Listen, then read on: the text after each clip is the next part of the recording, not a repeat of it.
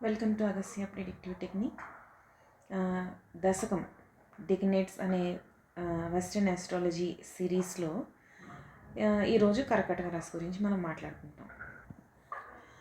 అయితే మనం ముందర చెప్పుకున్నట్టే ప్రతి రాశిలోని మొదటి 10 డిగ్రీలకి ఆ రాశ్యాధిపతే లార్డ్గా వ్యవహరిస్తాడు.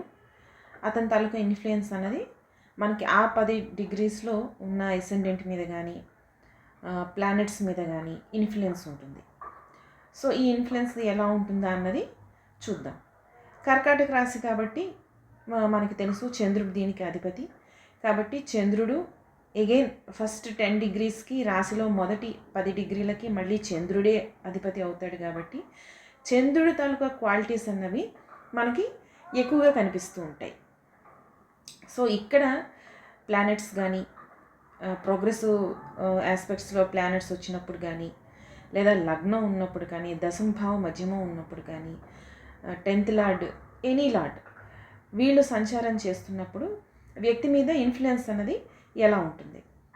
సో మామూలుగానే కర్కాటక రాశి జలతత్వ రాశి, చంద్రుడు మళ్ళీ అగైన్ స్త్రీ గ్రహం, అలానే ఎమోషన్స్కి కారకుడు, మైండ్ మనస్సు దానికి కారకుడు, ఇంట్యూషన్ జలరాశులు, అలానే చంద్రుడు ఇంట్యూషన్కి కారకుడు, హై ఇమాజినేషన్కి కారకుడు, మంచి సృజనాత్మకత, మంచి అది కూడా చాలా అందంగా, చాలా సౌమ్యంగా, చాలా సౌందర్యంతో కూడిన ఇమాజినేషన్ అన్నది ఇక్కడ కనిపిస్తూ ఉంటుంది. అది ఎలాంటిదైనా. సో ఈ క్రియేటివిటీ అన్నది, అలానే చార్మింగ్. అంటే ఇప్పుడు అందం గురించి మాట్లాడుకునేటప్పుడు లగ్నంలో ఏ ప్లానెట్ ఉంటే వీళ్ళు అందంగా ఉంటారు, ఎలా ఉంటారని జనరల్గా ప్రిడిక్ట్ చేస్తూ ఉంటారు. అయితే ఒక్కొక్క గ్రహానికి ఒక్కొక్క రకమైన అందం ఉంటుంది. సో 2-3 ప్లానెట్స్ లగ్నాన్ని ఇన్ఫ్లుయెన్స్ చేస్తున్నప్పుడు, లగ్నం అంటే మనకి శరీరం, ఫిజికల్ బాడీని చూపిస్తుంది. చంద్రుడు మనస్సు, మైండ్ని చూపిస్తాడు. అలాగే సూర్యుడు సోల్ని చూపిస్తాడు. సో వీటి తాలూకా ఇన్ఫ్లుయెన్స్ అన్నది మనకి కనిపిస్తూ ఉంటుంది. సో 2-3 ప్లానెట్స్ మనకి మిక్స్ అయ్యి శరీర తత్వాన్ని మనం, అలానే రాశికి సంబంధించిన కారకత్వాలు కూడా ఉంటాయి. సో దాన్ని బట్టి ఫిజికల్గా వ్యక్తి ఎలా కనిపిస్తాడు అన్నదాన్ని డిఫైన్ చేస్తారు. బట్ ఇన్ జనరల్ చంద్రుడి దగ్గరికి వచ్చేసరికి ఒక సౌమ్యమైన అందం మనకు కనిపిస్తూ ఉంటుంది. సో వీళ్ళ నేచర్ ఎలా ఉంటుంది, బాగా సెన్సిటివ్గా ఉంటారు, ఎమోషనల్గా ఉంటారు, ప్రేమ అభిమానం. ఎందుకంటే సహజ జాతక చక్రంలో 4వ స్థానంలో మనం తల్లిని గురించి మాట్లాడుకుంటాం. సో ఆమె తాలూకా నరిష్మెంట్, పిల్లల్ని ఎలా పెంచే ఆ ప్రేమ, అది అన్కండిషనల్ లవ్ అనమాట. వాటికి ఎక్కడ కండిషన్స్ ఉండవు. నువ్వు నాకు రిటర్న్ ఇస్తేనే నేను నీకు చేస్తాను అనే విధంగా కాకుండా అలా ఉంటేనే దాన్ని అన్కండిషనల్ లవ్ అంటారు. సో అలాంటి విపరీతమైన సేవాగుణం కనిపిస్తూ ఉంటుంది వీళ్ళల్లో. మంచి ఫ్యామిలీ బాండ్స్కి, మళ్ళీ 4th హౌస్ అంటే కుటుంబం, 2nd హౌస్ పర్సన్ తాలూకా కుటుంబం, 4th హౌస్ అంటే తల్లికి సంబంధించిన కుటుంబం, ఆ తల్లి తాలూకా నరిష్మెంటు, ఇవన్నీ మనకి కనిపిస్తూ ఉంటాయి. అలానే వీళ్ళ తాలూకా క్రియేటివిటీ అనేది అద్భుతంగా ఉంటుంది, చాలా అందంగా ఉంటుంది, సృజనాత్మకంగా ఉంటుంది. వీళ్ళ ఇంట్యూషన్, ఆ విజనరీ ఏదైతే ఉంటుందో అది కూడా చాలా అద్భుతంగా ఉంటుంది. 10 మందికి మేలు చేసే విధంగా జరుగుతూ ఉంటుంది. ఈ సేవ గుణం ఏదైతే ఉందో అది అందరికీ ఈక్వల్గానే వాళ్ళు సేవ చేస్తూ ఉంటారు. మేబీ అవయవాలు అన్నీ బాగున్న వాళ్ళకి, ముసలి వయసులో ఉన్న వాళ్ళకి సేవ చేయడం కానీ, లేదా డిసడ్వాంటేజ్డ్ పీపుల్ ఉంటారు, వాళ్ళ పట్ల వీళ్ళకి జాలి, దయ, ఈ మృదువైన ఎమోషన్స్ ఉంటాయి కదా వ్యక్తికి, ఆ భావాలు, ఇవన్నీ మనకి ఈ రాశిలో బాగా కనిపిస్తూ ఉంటాయి అన్నమాట. అందరికీ మంచి చేయాలి అనే దృక్పథం కనిపిస్తూ ఉంటుంది. అయితే ఇక్కడ సాఫ్ట్ ప్లానెట్స్ ఉన్నాయి అంటే అపాత్రదానం చేసే ఛాన్సెస్ చాలా ఎక్కువగా మనకు కనిపిస్తాయి. ఇక్కడ కొంచెం హార్ష్ ప్లానెట్స్, స్ట్రాంగ్ ప్లానెట్స్, పురుషతత్వ గ్రహాలు ఉన్నప్పుడు, శని లాంటి గ్రహాలు ఉన్నప్పుడు అసలు అవతల వ్యక్తికి మనం దానం ఇస్తే అవతల వ్యక్తికి అర్హత ఉందా లేదా అని చూసి దానం ఇవ్వాలి. అది ఇంపార్టెంట్. సో ఇక్కడ మృదు గ్రహాలు, స్త్రీతత్వ గ్రహాలు ఉన్నాయనుకోండి, వాళ్ళకి జస్ట్ దానం చెయ్యాలి, హెల్ప్ చేయాలి, సేవ చేయాలి అన్న దృక్పథంతో బ్లైండ్గా వాళ్ళు అర్హత ఉన్న వాళ్ళకి లేని వాళ్ళకి కూడా చేసేస్తూ ఉంటారు. అది ప్రాబ్లం.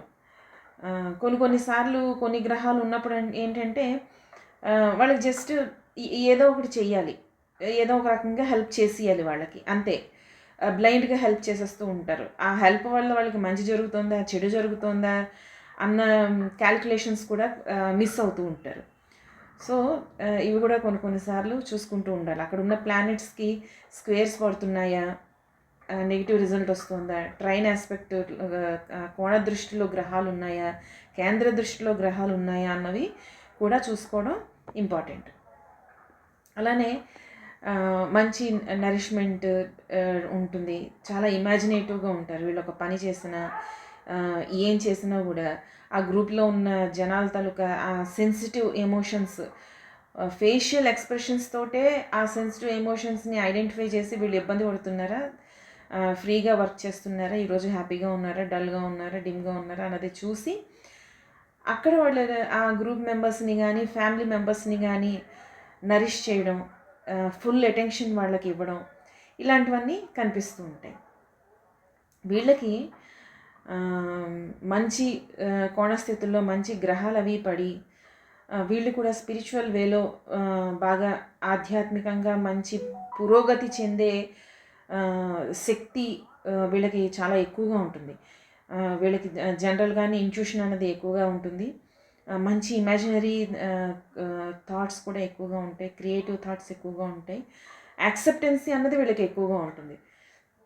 తర్వాత యాక్సెప్ట్ చేసిన తర్వాత దాన్ని వాళ్ళు వ్యతిరేకిస్తారా, దాన్ని ప్రోత్సహిస్తారా అన్నది వేరే విషయం. కానీ అవతల వ్యక్తి ఇంతే, వీళ్ళు ఇలాంటి వాళ్ళే, మంచివాళ్ళ, చెడ్డవాళ్ళ, గొప్పవాళ్ళ, కుళ్ళు కుశుద్ధం ఉన్న వ్యక్తుల అన్నది వీళ్ళు యాక్సెప్ట్ చేస్తారు. ఫస్ట్ విషయం వాళ్ళు అర్థం చేసుకుంటారు, ఓకే ఈ వ్యక్తి ఇంతే. తర్వాత ఆ వ్యక్తి పట్ల వీళ్ళ రియాక్షన్స్ అన్నవి ఎలా ఉంటాయా అన్నది మనం లగ్నం, మిగిలిన ప్లానెట్స్ తాలూకా కాంబినేషన్ బట్టి తెలుసుకోవాలి. అలానే వీళ్ళు తల్లి పిల్లల పట్ల ఎంత నిస్వార్థంగా పనిచేస్తుందో, ఎంత లాయల్టీ చూపిస్తుందో, ఎంత నమ్మకంగా ఉంటుందో వీళ్ళు, అంటే ఈ ఫ్యామిలీ మెంబర్స్ కానీ, గ్రూప్ మెంబర్స్ కానీ, టీంలో పనిచేసే మెంబర్స్ కానీ, ఫ్రెండ్స్కి కానీ వీళ్ళు అంత లాయల్ ఫ్రెండ్షిప్ అనేది చూపిస్తూ ఉంటారు. చాలా సింపతి, ఎంపతి అన్నవి మనకి బాగా కనిపిస్తూ ఉంటాయి వీళ్ళ దీంట్లో. అలానే వీళ్ళు ఒక ఏదైనా రిలేషన్షిప్లో, ఫ్రెండ్షిప్లో కానీ దేంట్లోనే ఉండాలంటే చాలా కంఫర్టబుల్గా ఉండడానికి ఇష్టపడతారు. ఎందుకంటే వీళ్ళు సున్నితమైన గ్రహం, చంద్రుడు కానీ శుక్రుడు కానీ సున్నితమైన గ్రహాలు ఇవి. సో వీటికి ఏంటంటే అవతల వ్యక్తి నుంచి ఒక నెగిటివ్ రెస్పాన్స్ వచ్చినా, రిజెక్షన్ వచ్చినా, ఇన్సెక్యూర్డ్గా ఫీల్ అయినా కూడా వీళ్ళకి అలాంటి రిలేషన్షిప్స్ అన్నవి నచ్చవు.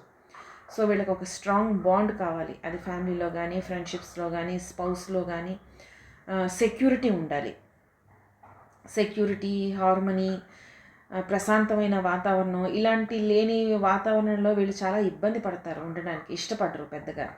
ఆ ఛాలెంజింగ్ కొన్ని ప్లానెట్స్, మార్స్, సాటర్న్, సన్ ఇలాంటివి అయితే ఛాలెంజ్ని యాక్సెప్ట్ చేస్తే నువ్వెంత అంటే నువ్వెంత అనే రకం. కానీ వీళ్ళు ఎలా కాదు, వీళ్ళు చాలా మృదువుగా ఉంటారు. ఈవెన్ నెగిటివ్ ఎక్స్ప్రెషన్ ఇచ్చేటప్పుడు కూడా దాన్ని కూడా చెప్పాలా వద్దా అని 10 సార్లు ఆలోచించి, లేదు చెప్పాలి అని డిసైడ్ అయితే దాన్ని కూడా చాలా స్మూత్గా చెప్పే రకం. సో వీళ్ళు ఆ కంఫర్టబుల్ ఎన్విరాన్మెంట్లో ఉండడానికే బాగా ఇష్టపడుతూ ఉంటారు. సో అవతల వ్యక్తికి హెల్ప్ చెయ్యాలి అన్న అది మనకు మనసులోంచే రావాలి కదా. కుళ్ళు కుషుద్ధం ఉన్నప్పుడు వ్యక్తికి మనం హెల్ప్ చేసినా కూడా అది మనస్ఫూర్తిగా మనం హెల్ప్ చేయలేం. పొరపాటున ఇంకా సిచ్యువేషన్ డిమాండ్ చేసి హెల్ప్ చేయాల్సిన పరిస్థితుల్లో కూడా సగం హెల్ప్ చేస్తారు, పని కానివ్వకుండా చేస్తారు. అలాంటి వాళ్ళు కూడా కొంతమంది ఉన్నారు. పని చెడగొట్టడం అనమాట. చెప్పడానికే మేము హెల్ప్ చేస్తామని చెప్పుకోవడానికే ఉంటుంది కానీ అక్కడ పని జరగదు. అలాంటి హెల్ప్స్ చేస్తూ ఉంటారనమాట కొంతమంది స్వార్థపరులు. ఇలా వీళ్ళ బిహేవియర్ అనేది కనిపిస్తూ ఉంటుంది. అయితే ఈ సౌమ్యత, ఈ సౌందర్యం, ఈ ఇమాజినేషన్స్తో పాటు అక్కడ ఏమైనా కొంచెం మనకి నెగిటివ్ ఆస్పెక్ట్స్ ఏమైనా కనిపించేటప్పుడు, ఇంకా నెగిటివ్ ఆస్పెక్ట్స్ కనిపిస్తే ఇంకా విపరీతంగా ఉంటుంది. ఇన్ కేస్ నెగిటివ్గా లేకపోయినా కూడా అక్కడ ప్లానెట్స్ ఉన్నప్పుడు వీళ్ళకి మూడ్ స్వింగ్స్ అన్నవి బాగా వస్తూ ఉంటాయి.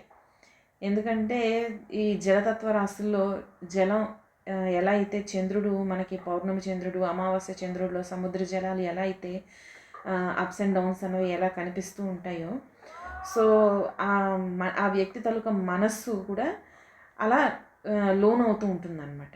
సో దీనికి బెస్ట్ రెమెడీ ఏంటంటే మనకి మెడిటేషన్. Very easy. హ్యాపీగా డైలీ ఒక 10 minutes చేసుకున్నామంటే మనకి 65 రోజులు మన మూడు ఒకేలా ఉంటుంది. ప్రాబ్లమ్స్ వచ్చినా కూడా మనం దాన్ని ప్రశాంతంగా సాల్వ్ చేసుకోగలం. హ్యాపీనెస్లో కూడా పొంగిపోకుండా వెరీ గుడ్, మంచిది, బాగుంది అని చెప్పే మూడ్ని మనం మెయింటైన్ చేసుకోవచ్చు. సో బెస్ట్ రెమెడీ వీళ్ళకి ప్రాణాయామ. అలానే ఇక్కడ మనకి సెవెంత్ కస్ప్ కానీ సప్తమాధిపతి కానీ అలా రిలేటెడ్ సప్తమానికి సంబంధించి రిలేటెడ్ ఏదైనా వచ్చేటప్పుడు వీళ్ళు చాలా కమిటెడ్గా ఉంటారు. రిలేషన్షిప్లో వెరీ లాయల్గా ఉంటారు. ప్రేమ అన్నది బాగా కేరింగ్, స్పెషల్లీ అవతల వ్యక్తిని జాగ్రత్తగా కేర్ చేయడం, రెగ్యులర్గా నరిష్ చేయడం, ఆ మూమెంట్స్ పర్సన్తో మనం స్పెండ్ చేసే ఆ మూమెంట్స్ని చెరిష్ చేసుకోవడం, గుర్తుపెట్టుకోవడం, మళ్ళీ మళ్ళీ గుర్తు తెచ్చుకొని ఆ హ్యాపీ మూమెంట్స్ని ఎంజాయ్ చేయడం, ఇలాంటివన్నీ మనకు కనిపిస్తూ ఉంటాయి. అలానే రిజెక్షన్ని కూడా వీళ్ళు చాలా స్ట్రాంగ్గా తీసుకుంటారు, చాలా బాధపడిపోతారు. అది కూడా బ్యాలెన్స్ చేసుకుంటూ ఉండాలి. దీంతో పాటు వ్యక్తి బాగా మంచి హ్యుమానిటేరియన్ అంటే దాన ధర్మాలు చేయడం, అలానే ఇంకొక తను ఒక స్టేజ్కి వచ్చిన తర్వాత, లేదా ఈవెన్ తను సేమ్ ప్రాసెస్లో అవకాశాల కోసం వెతుకుతున్నప్పుడు పక్క వ్యక్తి కూడా అవకాశాల కోసం వెతుకుతున్నప్పుడు అరే వీడికి రాకూడదు, వీడికి చెప్పకూడదు అనే అలాంటి బుద్ధి లేకుండా వీళ్ళకి షేరింగ్ అండ్ కేరింగ్ అనేది వీళ్ళ మెయిన్ కాన్సెప్ట్ అనమాట. సో వాళ్ళు ఏం చేస్తారు, ఇగో పలానా చోట ఉంది, నేను అప్లై చేస్తున్నాను, నువ్వు కూడా అప్లై చేయి, ఎవరు బాగా ఇంటర్వ్యూ చేస్తే వాళ్ళకి వస్తుంది. సో ఇలా ఉంటారనమాట. వీళ్ళకి కాంపిటీషన్ తక్కువ, ఈ షేరింగ్ అండ్ కేరింగ్, ఈ లవ్, ఈ ఎఫెక్షన్, ఇలాంటివన్నీ ఎక్కువగా కనిపిస్తూ ఉంటాయి. అలానే అండర్ ప్రివిలేజ్డ్ పీపుల్కి బాగా హెల్ప్ చేయడం. ఈ కొన్నిసార్లు ఎలా ఉంటుందంటే వాళ్ళకు వచ్చే సంపాదనలో ఫస్ట్ దాన ధర్మాలకి పక్కన పెట్టి మిగిలిన వాటికి వాళ్ళు ప్లాన్ చేసుకుంటూ ఉంటారు. ఇన్ కేస్ వాళ్ళు డొనేషన్స్ అవి చేయకపోతే వాళ్ళకి ప్రాణం పీకేస్తుంది అనమాట. అలా ఉంటారు వాళ్ళు. సో ఇలా పనిచేస్తూ ఉంటారు. అయితే ఈ ఎనర్జీస్ ఏవైతే ఉన్నాయో, ఇటు సోలార్ ఎనర్జీ కానీ లేకపోతే లూనార్ ఎనర్జీ కానీ, రెండిటికి ఒకటి ప్రేమ్ క్వాలిటీ ఏమిటి ఉంటుందంటే, వీళ్ళు దాన ధర్మాలు అంటే వ్యక్తి తాలూకా వాళ్ళ ఆర్థిక స్థితిని బట్టి వందల్లో చేసేవాళ్ళు ఉంటారు, వేలల్లో చేసేవాళ్ళు ఉంటారు, లక్షల్లో చేసేవాళ్ళు ఉంటారు. ఇవి వ్యక్తి తాలూకా ఆర్థిక పరిస్థితిని బట్టి మారుతుంది. బట్ వాళ్ళకి దానగుణం ఉంటుంది. కానీ ఈ సోలార్ ఎనర్జీ, సూర్యుడు అలానే చంద్రుడు, వీళ్ళు ఇన్ఫ్లుయెన్స్ చేసేటప్పుడు వీళ్ళకి మెయిన్ ఈ రెండిట్లోని మనకి బాగా కనిపించే ఇదేంటంటే name and fame for the family. వాళ్ళ కుటుంబానికి ఒక రికగ్నైజేషన్ రావాలి. ఆ కుటుంబం తాలూకా పేరు అన్నది ముందర నెక్స్ట్ జనరేషన్స్ అలా క్యారీ ఆన్ చేయాలి. మంచి పరువు ప్రతిష్ఠ, ఏదైనా ఎనీ నేమ్, ఏ ఫీల్డ్లో ఉన్నా కూడా వాళ్ళు బాగా దాన్ని క్యారీ చెయ్యాలి అన్నది వాళ్ళకి బాగా కోరిక ఉంటుందన్నమాట. మనకి చాలామందిని చూస్తే ఇంటి పేరుతోటి పాపులర్ అయిన వాళ్ళు చాలామంది ఉంటారు.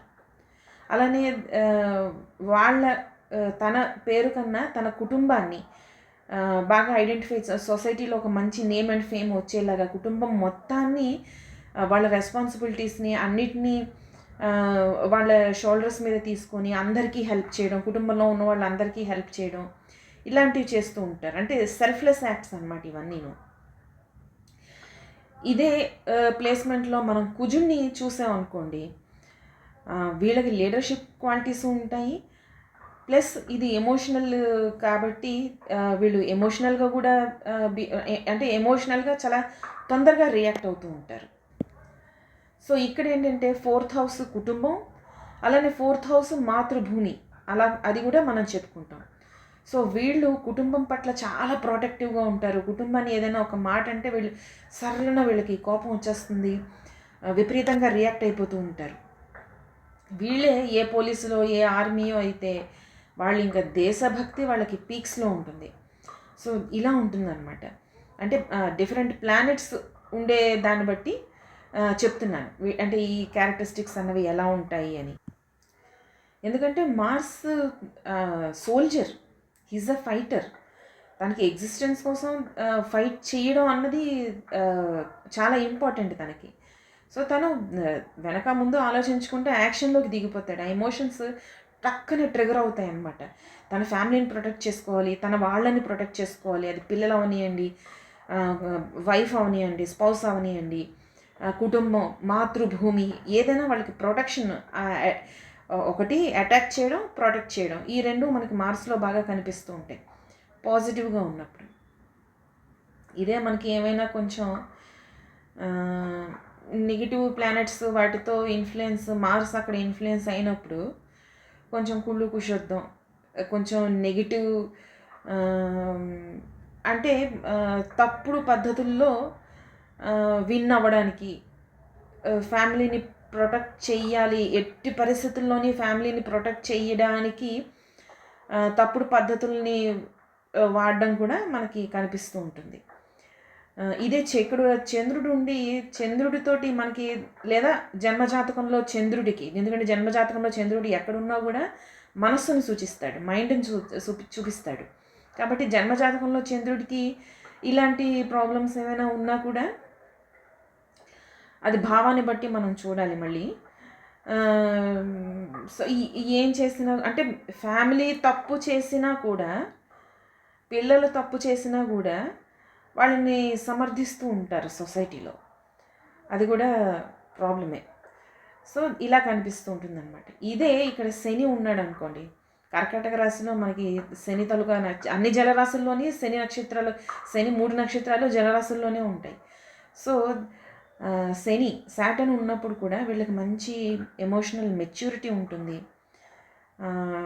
ఈ లిటిల్ బిట్ మనకి జలరాశి తాలూకా మూడ్ స్వింగ్స్ మనకి అక్కడ కనిపించినా కూడా పాజిటివ్ ఆస్పెక్ట్స్ ఏమైనా ఉన్నాయి అంటే శనికి ఆల్రెడీ కష్టపడి పనిచేస్తూ ఉంటారు. అలానే వీళ్ళు దాన ధర్మాలు చేశారు అంటే శనికి గొప్పలు చెప్పుకోవడం ఇష్టం ఉండదు. చాలా సైలెంట్గా బ్యాక్గ్రౌండ్లో పనులు చేసుకుంటూ వాళ్ళ పనులు వాళ్ళు చేసుకుంటూ తన కర్మ ఏదైతే ఉందో దాన్ని తను సక్రమంగా ఫినిష్ చేశాడా లేదా అన్నది శనికి ఉన్న మెయిన్ ఎయిమ్ అన్నమాట. సో అది ఫినిష్ చేస్తే చాలు, వాళ్ళ గురించి గొప్పగా చెప్పేసుకొని మనం దండోరా వేసేసుకొని అవన్నీ శని ఎక్స్పెక్ట్ చేయడు. తన రెస్పాన్సిబిలిటీ.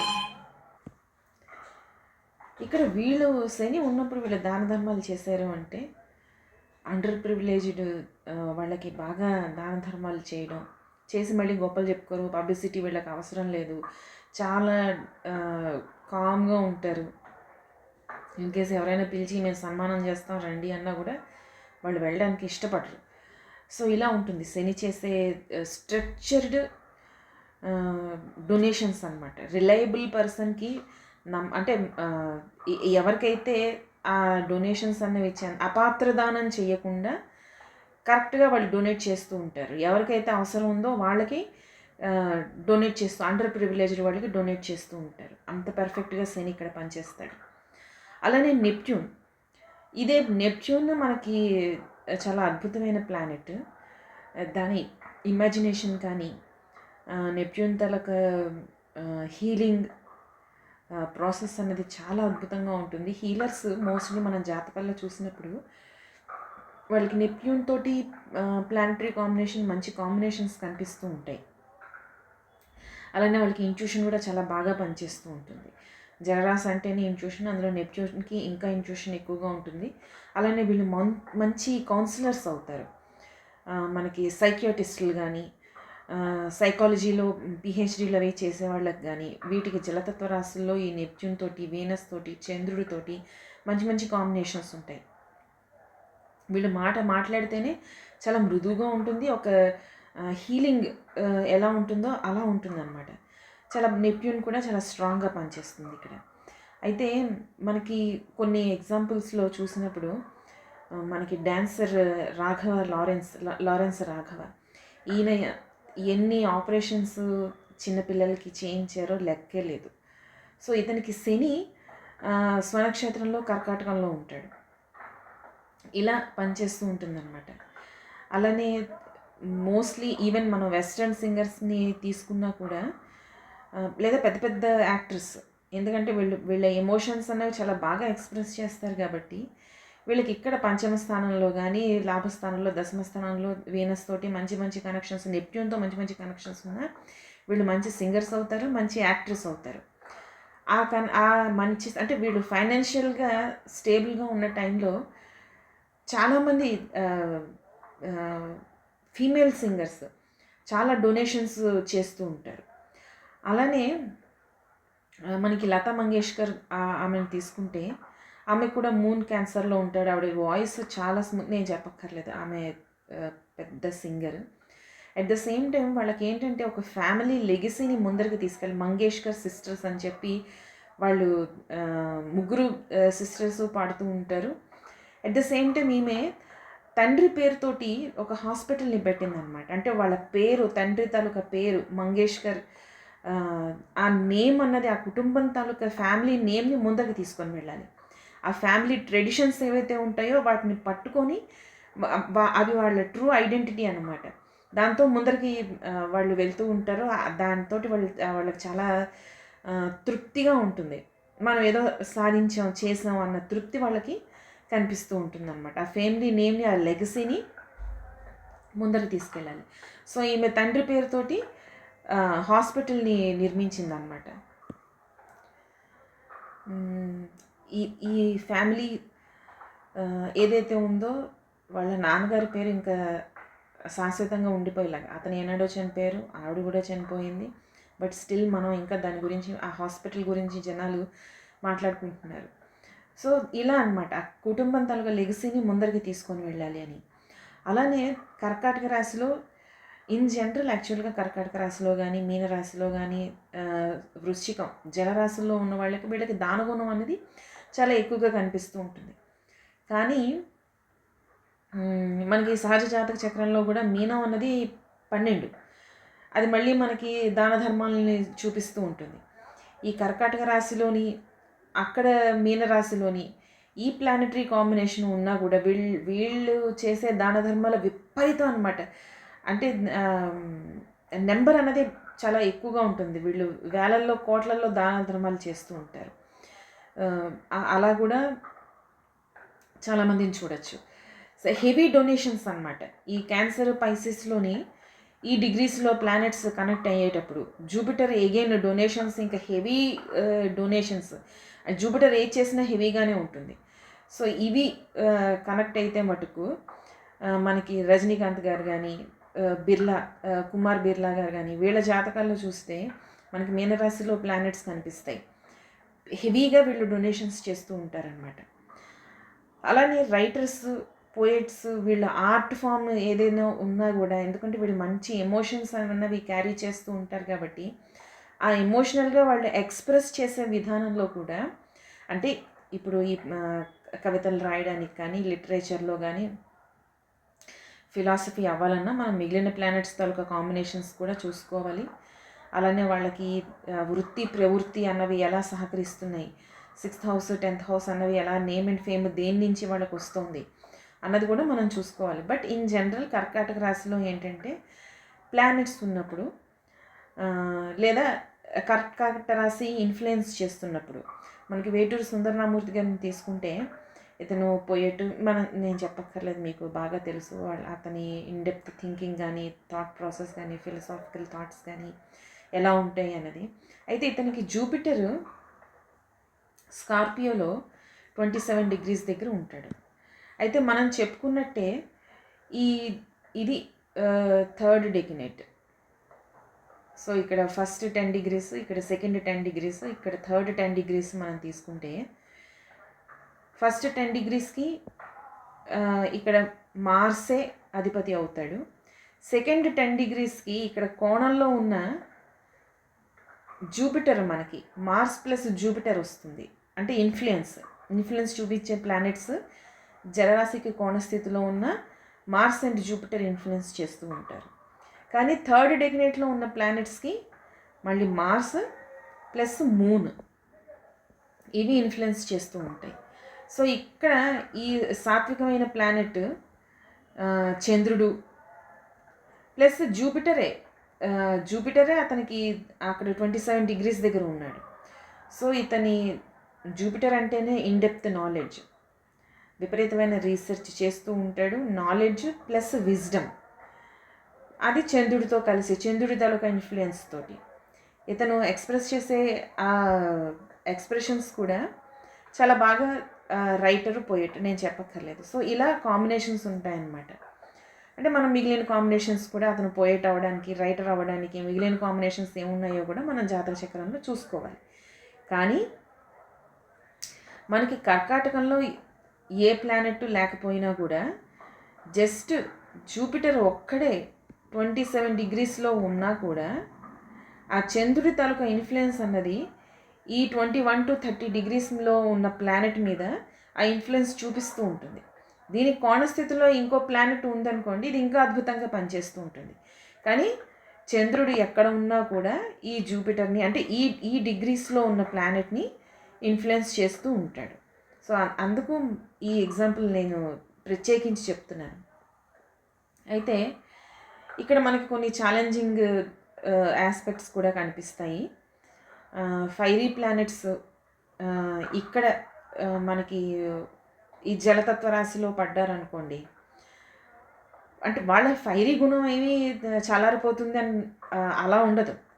దానికి ఉండాల్సిన ఫైరీ నేచర్ అనేది అది అక్కడే ఉంటుంది. అగ్నితత్వం, ఆ తత్వం అక్కడే ఉంటుంది, జలతత్వం ఉంటుంది. ఈ జలతత్వానికి ఈ అగ్నితత్వం తోడవుతుంది. రెండు కలిసి మనకి ఒక కొత్త ఎక్స్ప్రెషన్ వస్తుంది అనమాట. ఫర్ ఎగ్జాంపుల్ ఈ యాక్షన్ ఓరియంటెడ్ ప్లానెట్స్ అని చెప్పుకున్నాం, సూర్యుడు కానీ మార్స్ కానీ ఈ ప్లానెట్స్ ఉన్నాయనుకోండి, అక్కడ అలానే జలతత్వం తాలూకా సున్నితత్వం, పక్క వాళ్ళ ఎమోషన్స్ని అర్థం చేసుకోవడం, వాళ్ళ ఎమోషన్స్కి వాల్యూ ఇవ్వడం, గౌరవించడం, రెస్పెక్ట్ ఇవ్వడం, ఇలాంటివన్నీ మనకి కనిపిస్తూ ఉంటాయి. కాకపోతే వీళ్ళు ఎక్స్ప్రెస్ చేసేటప్పుడు వీళ్ళు నిజాన్ని మాట్లాడతారు. ఎక్స్ప్రెస్ చేసేటప్పుడు ఆ ఫైరీ నేచర్ వల్ల సూటిగా మాట్లాడతారు. ఆ సూటిగా మాట్లాడే పద్ధతిలో మనకి సున్నితత్వం కనిపిస్తుంది, కేరింగ్ నేచర్ కనిపిస్తుంది, పక్క వాళ్ళ ఎమోషన్స్ని వీళ్ళు ఐడెంటిఫై చేసి దానికి రెస్పెక్ట్ ఇచ్చే నేచర్ మనకు కనిపిస్తుంది. కానీ మాట్లాడే విధానం మనకి స్ట్రైట్ ఫార్వర్డ్గా కనిపిస్తుంది. సో ఇలా ఉంటుందన్నమాట. సో వాళ్ళు స్ట్రైట్ ఫార్వర్డ్గా మాట్లాడుతున్నప్పుడు కూడా ఆ మాట్లాడే పద్ధతిలో మనకు ఆ కేరింగ్ నేచర్ అన్నది కనిపిస్తుంది. వ్యక్తి కొన్నిసార్లు కొంతమంది కోపంతో తిడతారు. తిట్టేటప్పుడు కూడా మనకి అందులో ఒక ప్రొటెక్షన్, ఒక కేరింగ్, బాధ మనకి కనిపిస్తూ ఉంటాయి. సో అలా ఉంటుందన్నమాట. సో ఫైరీ ఒక అగ్నితత్వ రాశి వచ్చి జలతత్వ రాశిలో పడిపోయింది కాబట్టి ఇంకా అంతే, దీని మొత్తం అంతా అయిపోయిందని కాదు. రెండు కలిపి ఒక న్యూ ఎమోషన్ అనేది కనిపిస్తూ ఉంటుంది. దాన్ని మనం యాజ్ ఎ ఆస్ట్రాలజర్ ఐడెంటిఫై చేయగలగాలి. సో ఇది మనం ఎప్పుడు ఐడెంటిఫై చేస్తామంటే మనం సొసైటీలో వ్యక్తుల్ని బాగా అబ్జర్వ్ చేయాలి. నేను మీకు ఫస్ట్ వీడియోలో కూడా చెప్పాను, మనకి సొసైటీలో కొన్ని వేల లక్షల రకాల మనుషులు, వాళ్ళ ఆలోచన పద్ధతి, వాళ్ళ ఎమోషన్స్ మనకు కనిపిస్తూ ఉంటాయి.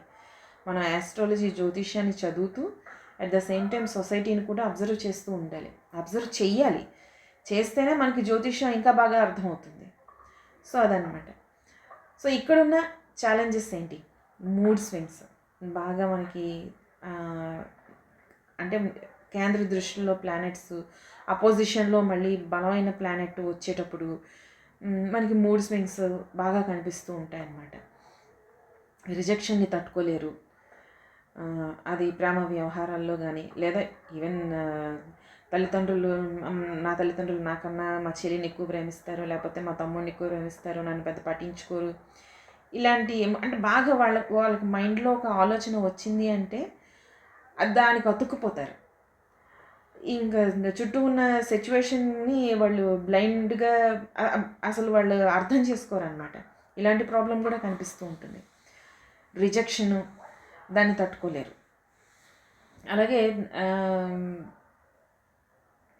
కొన్నిసార్లు ఏమిటవుతుందంటే విపరీతమైన ఈ జాలి, దయ, ఈ నర్చరింగ్ నేచర్ ఇవన్నీ ఉండేటప్పుడు తప్పు చేసిన వాళ్ళని కూడా సపోర్ట్ చేయడం, వాళ్ళని వెనకేసుకొని రావడం, ఇది నా కుటుంబాన్ని నేను సపోర్ట్ చేసేయాలి అని మంచిదారిలో పెట్టడం ఒక రకం, మిస్టేక్ చేసినా కూడా వాళ్ళని కవర్ చేయడం ఇంకొక రకం. కొన్నిసార్లు అది రిలేషన్షిప్లో అవ్వచ్చు, వైఫ్ అండ్ హస్బెండ్ అవ్వచ్చు.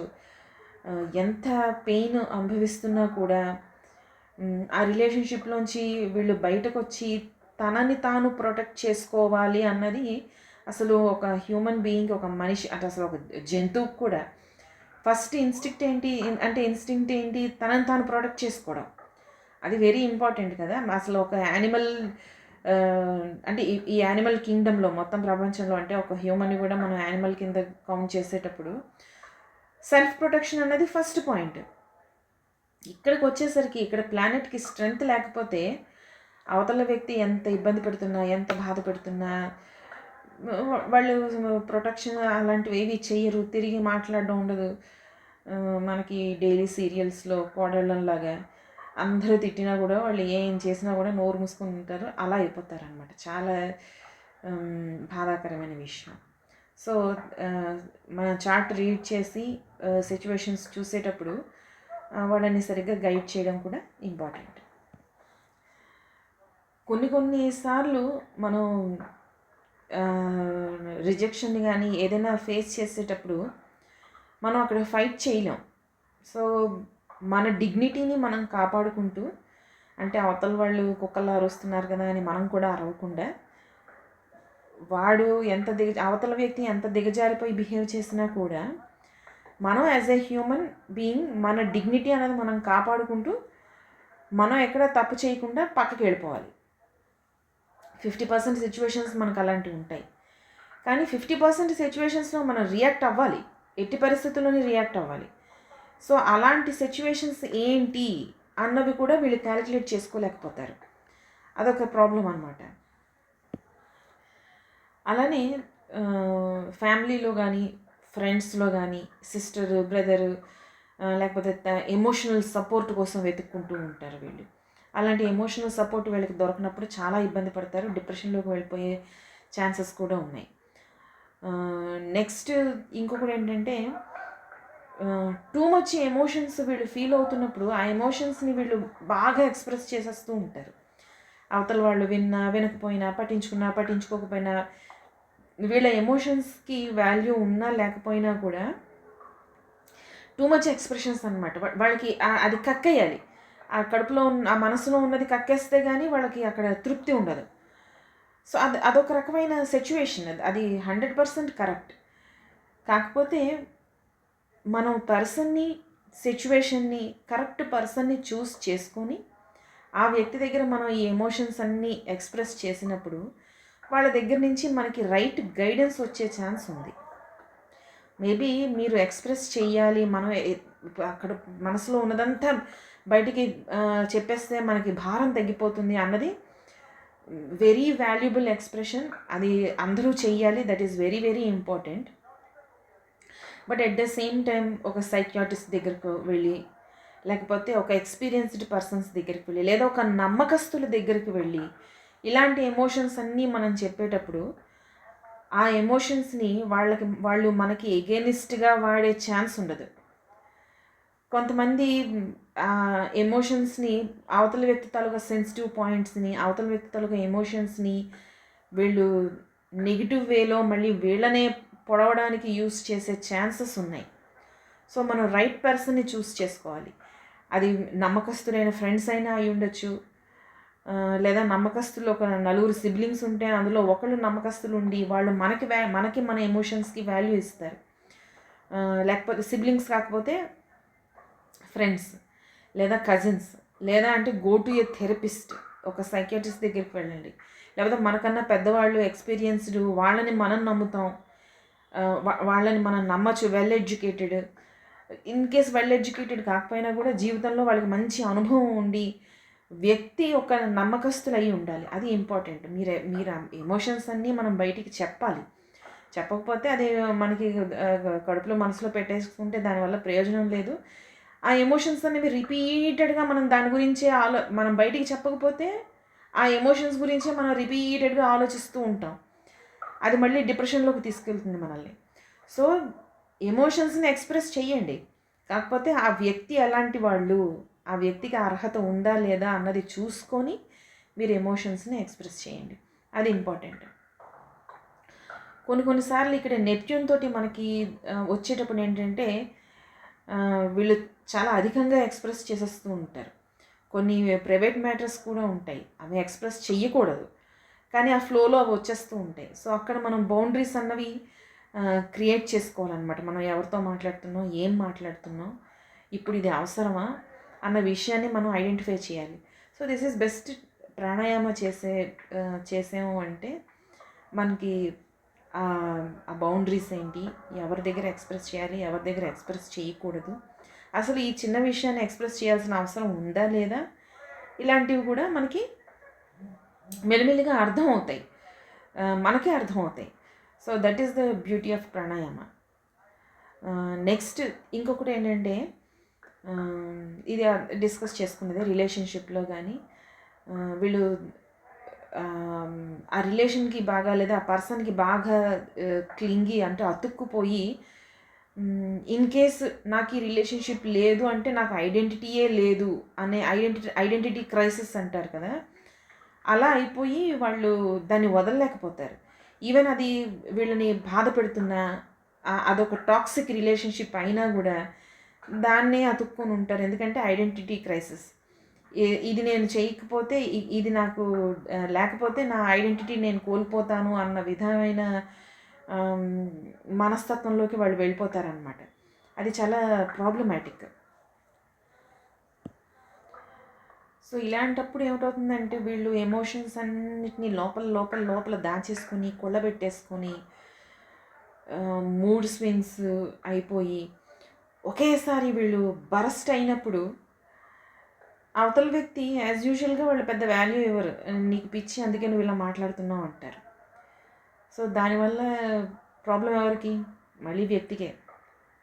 అందుకే ఎర్లీ స్టేజెస్ ఆఫ్ రిలేషన్షిప్లోనే అసలు ఈ వ్యక్తి నా ఆలోచనలకి, నా మాటకి, నా ఎమోషన్స్కి వాల్యూ ఇస్తున్నాడా లేదా అన్నది ఎర్లీ స్టేజెస్లోనే మనం ఐడెంటిఫై చేయాలి. లేకపోతే అది పీక్స్కి వెళ్ళిపోయిందంటే అక్కడ మనం ఎంత ఎక్స్ప్రెస్ చేసినా కూడా మనల్ని ఎవ్వరూ పట్టించుకోరు.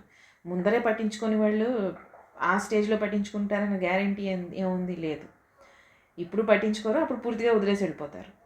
సో మన ఐడెంటిటీ, సెల్ఫ్ ఐడెంటిటీ అన్నది మనం క్రియేట్ చేసుకొని, మన బౌండరీస్ మనమే సెట్ చేసుకొని, మనకి రెస్పెక్ట్ ఉందా లేదా, మన ఎమోషన్స్ని వీళ్ళు ఐడెంటిఫై చేస్తున్నారా లేదా అన్నది మనం ముందరే సెట్ చేసేసుకుంటే ఈ మూడ్ స్వింగ్స్, యాంగ్జైటీ, డిప్రెషను, ఈ అవుట్ బరస్ట్ అవడం, ఇలాంటివన్నీ మనం అవాయిడ్ చేయొచ్చు, కంప్లీట్గా అవాయిడ్ చేయొచ్చు.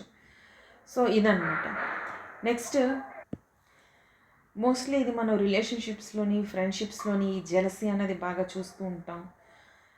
ఆ టైంలో ఏంటంటే ఈవెన్ చిన్నపిల్లలు మనం చూస్తూ ఉంటాం, నువ్వు నాతో ఫ్రెండ్షిప్స్ ఇస్తే నువ్వు వాళ్ళతో మాట్లాడడానికి వీల్లేదు. కొంతమంది, అందరూ కాదు. ఇవి చైల్డ్హుడ్ ఎమోషన్స్ ఇలా మనకి కనిపిస్తూ ఉంటాయి. మనం అప్పుడు పిల్లలకి ఎక్స్ప్లెయిన్ చేయాలి, ఆ ఎమోషనల్ బ్యాలెన్స్ అనేది ఎలా తీసుకొని రావాలా అన్నది పిల్లలకి ఎక్స్ప్లెయిన్ చేస్తూ ఉండాలి. ఇలా ఎక్స్ప్లెయిన్ చేయనప్పుడు వీళ్ళు అదే ఎమోషన్స్తో పెరుగుతారు. దాని పార్ట్నర్ మీద, ఫ్యామిలీ మెంబర్స్ మీద చూపిస్తూ ఉంటారు. నువ్వు నన్నే సపోర్ట్ చేయాలి, తమ్ముడిని సపోర్ట్ చేయడానికి వీల్లేదు. ఈవెన్ రిలేషన్షిప్స్లో కూడా ఇంకొకరితో మాట్లాడినా కొంచెం ఫ్రీగా నవ్వుతూ మాట్లాడేదే తప్పేం లేదు కదా, నవ్వుతూ మాట్లాడినా అంతే, ఇంకా రిలేషన్షిప్ నువ్వు నాకు ఇంపార్టెన్స్ ఇవ్వట్లేదు, నాకు రెస్పెక్ట్ లేదు అంటే ఇంకా టూ మచ్ ఎమోషన్స్ అన్నమాట. చిన్న విషయంలో కాన్ఫ్లిక్ట్ అనేది స్టార్ట్ అయిపోతూ ఉంటుంది. క్లింగీగా ఉండడం, ఓవర్ బేరింగ్గా ఉండడం, కంట్రోల్ చేయడం, ఎక్కడికి వెళ్తున్నావు, ఏం చేస్తున్నావు, ఏం కొన్నావు, ఎక్కడ ఖర్చు పెట్టావు, ఏం చేస్తున్నావు. నిజంగా వ్యక్తి మెధవైతే ఇంకా మన కర్మరా అనుకుంటే అప్పుడు కంట్రోల్ చేయాలి, ఇది చేయాలి, అది చేయాలి అన్న ఆప్షన్స్ మనం వెతుక్కోవాలి. కానీ ఏమీ లేని చోట ఇలాంటి ఎమోషన్స్కి మనం ఎక్కువ వీటిని అంటే రిపీట్ చేయకూడదు. ఈ క్లింగీనెస్ అంటే అతుక్కుపోవడం, ఈవెన్ పిల్లలతో కూడా చాలామంది తల్లిదండ్రులు పిల్లల్ని బయటికి పంపించరు ఆడుకోవడానికి, ఇంట్లోనే ఉండాలి. అంతా కంట్రోల్డ్గా వాళ్ళ ప్రతి ఎమోషన్, వాళ్ళ ప్రతి మూమెంట్ కంట్రోల్ చేయడానికి ట్రై చేస్తూ ఉంటారు. ఇలాంటి సిచ్యువేషన్స్లో పెరిగిన పిల్లలు కూడా సొసైటీలో కలవలేరు. వాళ్ళకి ఎవరితో ఎలా మాట్లాడాలో తెలియదు, ఏ సిచ్యువేషన్లో ఎలా మాట్లాడాలో తెలియదు. ఏదో ఒక రకమైన 1 or 2 ఎమోషన్స్కి మాత్రమే వాళ్ళు కనెక్ట్ అవుతారు. జీవితాంతం అవే ఎమోషన్స్ని క్యారీ చేస్తూ ఉంటారు. అలానే సొసైటీతోటి చుట్టూ ఉన్న రిలేషన్షిప్స్ని డీల్ చేస్తూ ఉంటారు. ఇది కూడా చాలా ప్రాబ్లమాటిక్. కొన్నిసార్లు బాగా విపరీతమైన మంచి వ్యక్తులు ఎలా ఉంటారంటే, అవతల వ్యక్తి వెధవ అయినా కూడా వీళ్ళకి ఆ పర్సన్ మంచి వ్యక్తిలాగే కనిపిస్తూ ఉంటాడు. ఇది కూడా ఒక రకమైన ప్రాబ్లం. అదేంటి, వాళ్ళు ఎందుకు ఎమోషన్స్ని వాళ్ళు ఎందుకు గుర్తించలేకపోతున్నారు అంటే, వీళ్ళు ఒక మూడ్లో ఉంటారు. ఒక మంచితనం అనే ఒక మూడ్లో వీళ్ళు ఉండడం వల్ల అవతల వ్యక్తులకు వాడు అంటే టాక్సిక్ రిలేషన్షిప్పా, లేకపోతే సర్కాజం చేస్తున్నాడా, క్రిటిసైజ్ చేస్తున్నాడా, ఇవన్నీ వాళ్ళు పెద్ద పట్టించుకోరనమాట. కొన్నిసార్లు ఏంటంటే ఈ ఓవర్ ఎమోషన్స్ని బ్యాలెన్స్ చేయలేక, తట్టుకోలేక ఎస్కేపిజం అనేది కనిపిస్తూ ఉంటుంది. ఇది కూడా అంటే అదే చెప్తున్నాను, బిగినింగ్ స్టేజ్లోనే మనం వెల్ బ్యాలెన్స్డ్గా మన మైండ్ని బ్యాలెన్స్డ్గా పెట్టుకుంటే బిగినింగ్ స్టేజ్లోనే అసలు ఈ జాబ్ కరెక్ట్ జాబా, ఈ పర్సన్ కరెక్ట్ ఫ్రెండా, లేదా ఈ సంబంధం ఈ రిలేషన్షిప్ కరెక్ట్ రిలేషన్షిప్పా, ఇవన్నీ మనం బిగినింగ్ స్టేజెస్లోనే దాన్ని ఐడెంటిఫై చేయాలి. అలా ఐడెంటిఫై చేయాలి అంటే మన మానసిక స్థితి బ్యాలెన్స్డ్గా ఉండాలి. అండ్ సెల్ఫ్ లవ్, మనల్ని మనం ప్రేమించగలగాలి ఫస్ట్. మనకన్నా మనల్ని పక్కన పెట్టేసి, మనల్ని తక్కువ చేసుకొని, ఎదుటి వ్యక్తులకి హైప్ ఇచ్చి వాళ్ళని అభివృద్ధిలోకి తీసుకొని మంచి చెయ్యొచ్చు. బట్ అంటే స్పెషల్గా ఇది కర్కాటక రాశి వాళ్ళకి, అంటే జలతత్వ రాశుల్లోని ఈ సున్నితమైన గ్రహాలు ఉండేటప్పుడు ఏంటంటే, వీళ్ళకి మెయిన్ ఏంటంటే సెల్ఫ్ లవ్. ఫస్ట్ మీకు మీరు ఇంపార్టెన్స్ ఇచ్చుకోండి, ఆ తర్వాత సొసైటీకి ఇంపార్టెన్స్ ఇవ్వండి. అలానే మీ చుట్టూ ఉన్న వ్యక్తులకి, అది ఎవరైనా కూడా. నెక్స్ట్ మీకు మీరు ఫస్ట్ మీరు ఇంపార్టెంట్ పర్సన్, మిమ్మల్ని మీరు ప్రొటెక్ట్ చేసుకోవడం important. First protect your self, balance your self, love your self. మీకంటూ ఒక ఐడెంటిటీని క్రియేట్ చేసుకోండి, ఆ తర్వాత మిగిలిన వాళ్ళని. సో కర్కాటక రాశి వాళ్ళకి, లేదా జలతత్వ రాశుల వాళ్ళకి, లేదా లగ్నంలో ఈ స్మూత్ ప్లానెట్స్ స్త్రీ గ్రహాలు ఉన్నప్పుడు ఇలా చేస్తే వాళ్ళకి లైఫ్ హ్యాపీగా ఉంటుంది. సో ఇది కర్కాటక రాశి ఫస్ట్ డెగ్నేట్. నెక్స్ట్ వీడియోలో మనం సెకండ్ డెగ్నేట్ గురించి మాట్లాడుకుందాం. Keep watching Agastya predictive technique. Thank you.